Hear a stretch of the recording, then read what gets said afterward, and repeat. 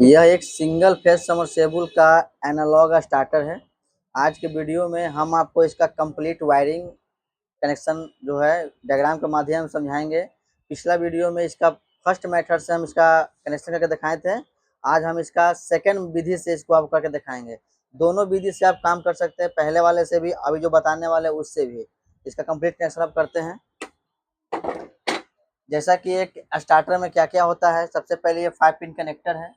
इसमें आपका P N जो होता है आपका इनपुट सप्लाई होता है, और आर वाई बी जो होता है रनिंग, स्टार्टिंग और कॉमन होता है। दो कैपेसिटर है, एक आपका रनिंग कैपेसिटर है और एक आपका स्टार्टिंग कैपेसिटर है। ये आपका कॉन्ट्रैक्टर है। कॉन्ट्रैक्टर आपका 16 एम्पियर का भी आता है और 25 एम्पियर का आता है। एचपी के अनुसार हम जो है कॉन्ट्रैक्टर को हम चेंज करते हैं, ठीक है।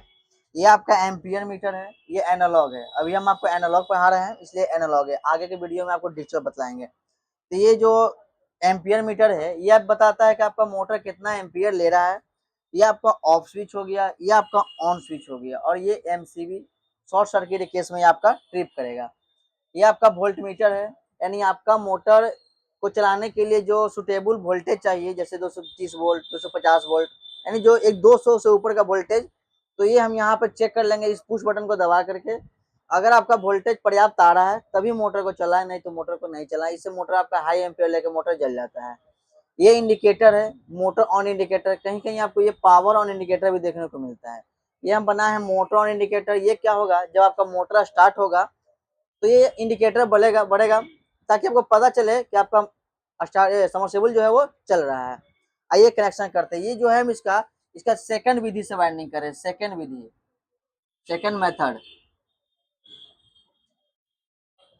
फर्स्ट मेथड के पहले बना चुके हैं, ये दूसरा विधि का आपको बतला रहे हैं।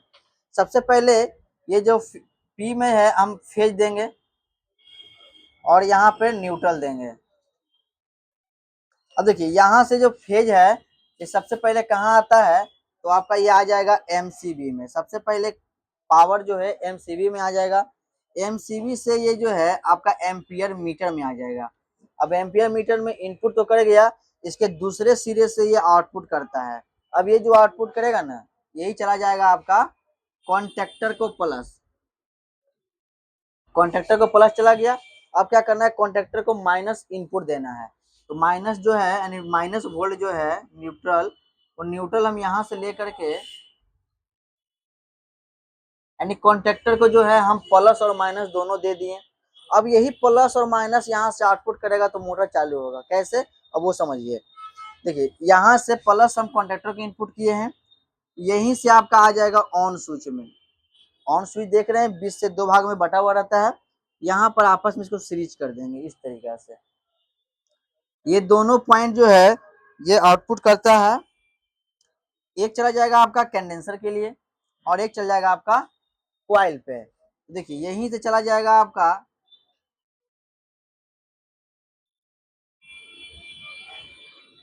देखिए हम कॉइल पे दे दिए, और यही वायर, यहीं से एक वायर जो है आपको होल्डिंग के लिए यहाँ पर देना है। इसको होल्डिंग वायर क्यों कहते हैं ये बतलाते हैं आपको हम। ये होल्डिंग वायर देने से क्या होगा कि जब हरा बटन को पुश करेंगे और जैसे ही छोड़ेंगे तो ऑटोमेटिक वर्क करते रहता है। अगर ये वायर को अगर हम ना दें तो होगा क्या कि जैसे ही हरा बटन को प्रेस करेंगे तो मोटर स्टार्ट होगा, लेकिन जैसे ही बटन को छोड़ेंगे मोटर आपका बंद हो जाएगा। इसलिए ये होल्डिंग वायर देना बहुत जरूरी है। और यहीं से जो प्लस है आपको रेड वाले पे जोड़ देना है, ठीक है। और ये जो न्यूट्रल है आपको ब्लू वाले पे जोड़ देना है। अब देखिए ये जो ऑन स्विच का दूसरा सिरा है ये चला जाएगा आपके स्टार्टिंग कैपेसिटर। अब देखिए स्टार्टर में दो कंडेंसर होता है, एक रनिंग कंडेंसर और एक स्टार्टिंग कंडेंसर। इसकी पहचान कैसे करेंगे, तब देखिए कि एक का वैल्यू ज्यादा रहेगा एमएफडी, एक का एमएफडी कम होता है। जिसका एमएफडी ज्यादा होगा वो आपका स्टार्टिंग कैपेसिटर होगा, और जिसका एमएफडी कम होगा वो आपका रनिंग कैपेसिटर होगा। तो जब भी इनपुट करेगा आपका स्टार्टिंग कैपेसिटर में, और ये देखिए स्टार्टिंग कैपेसिटर और रनिंग कैपेसिटर को आपस में जोड़ के इसको हम स्टार्टिंग वाले पॉइंट पे यानी कि वाई वाले पॉइंट पर हम जोड़ देंगे। ये ध्यान देना है कि इसको वाई पर ही जोड़ना है, और जो रनिंग का सिंगल कैपेसिटर का पॉइंट होगा उसको रेड वाले पॉइंट पर हमको जोड़ देना है।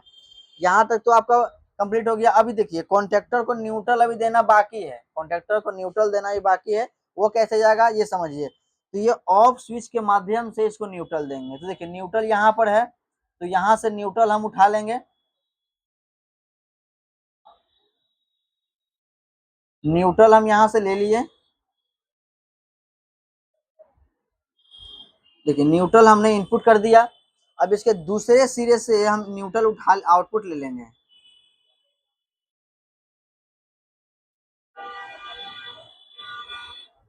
और इसको हम क्वाइल को जो है न्यूट्रल हम यहाँ से दे दें। अब होगा क्या कि जैसे ही बटन दबाएंगे प्लस मिल जाएगा और ये न्यूट्रल यहाँ से रेगुलर जाते रहेगा, और जैसे इस बटन को प्रेस करेंगे यहाँ से न्यूट्रल जाना इसको बंद हो जाएगा, आपका कॉन्टेक्टर आउटपुट देना छोड़ देगा, मोटर आपका बंद हो जाएगा। अब देखिए अब आ गया बात वोल्टमीटर को लाइन देने का। तो इसको भी न्यूट्रल चाहिए और हमारा इंडिकेटर को भी न्यूट्रल चाहिए, और न्यूट्रल यहाँ से हम बगल से ही ले लेंगे। हम ये न्यूट्रल यहाँ से भी ले सकते हैं, दूर पड़ेगा, बगल से ही ले लेंगे। अब इसको जो प्लस देना है वो एमसीबी से देंगे, लेकिन पुश बटन के माध्यम से।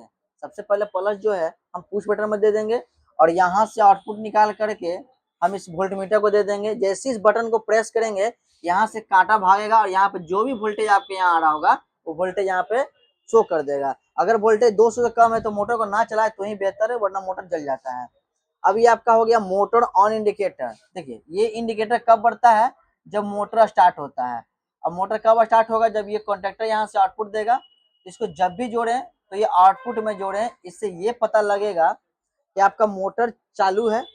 अगर ये वोल्टेज दे रहा है तो ये चल रहा है। देखिए ये प्लस हम क्वाइल को भी देंगे तो भी वही काम करेगा, लेकिन दिक्कत क्या होगा, कभी कभी ऐसा होता है कॉन्टेक्टर का क्वाइल नीमन होता है, लेकिन इसके जो लीड होते हैं पॉइंट वाले यहाँ पे कार्बन लग जाता है और ये आउटपुट देना बंद कर देता है। उस केस में भी मोटर आपका नहीं चलता, लेकिन कॉन्टेक्टर वर्क करता है।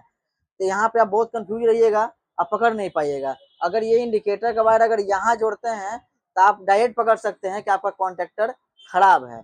तो देखिए तो इसी तरह से आप किसी भी स्टार्टर में सेकंड मेथड जो कि हम बताए हैं और फर्स्ट मेथड जो बता चुके हैं, इस विधि से आप किसी भी एनालॉग स्टार्टर को, चाहे वो किसी भी कंपनी का क्यों ना हो, आप वायरिंग कर सकते हैं बहुत ही आसान तरीके से।